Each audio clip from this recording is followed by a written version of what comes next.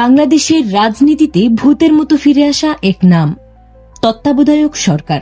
যে ব্যবস্থাকে কবর দেওয়া হয়েছিল এক দশক আগে, সেটি এখন ছাত্র জনতার গণ অভ্যুত্থানের পর আবার আলোচনার কেন্দ্রবিন্দুতে। কেন হঠাৎ এই প্রত্যাবর্তন, আর এর ভবিষ্যৎই বা কি?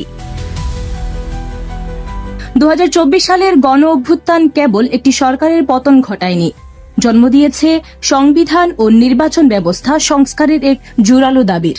নতুন অন্তর্বর্তী সরকারের অধীনে গঠিত নির্বাচন সংস্কার কমিশন যখন নিরপেক্ষ নির্বাচনের জন্য তত্ত্বাবধায়ক সরকারের সুপারিশ করল, তখন থেকেই এই বিতর্ক নতুন করে উস্কে ওঠে।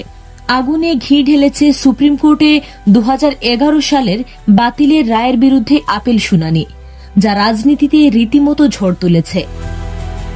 একদিকে বিএনপি এবং জামায়াতের মতো দলগুলো বলছে নিরপেক্ষ নির্বাচনের জন্য এর কোনো বিকল্প নেই। তারা বর্তমান অন্তর্বর্তী সরকারকেই সেই ভূমিকা পালনের জন্য চাপ দিচ্ছে।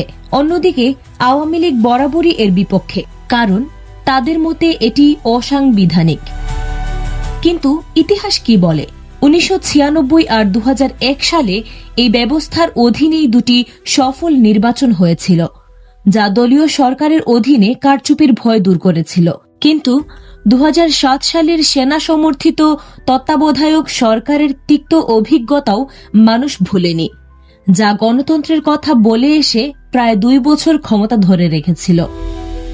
তাহলে প্রশ্ন হল, তত্ত্বাবধায়ক সরকার কি আসলে নিরপেক্ষ নির্বাচনের রক্ষা কবচ, নাকি অনির্বাচিত স্বৈরতন্ত্রের ঝুঁকি?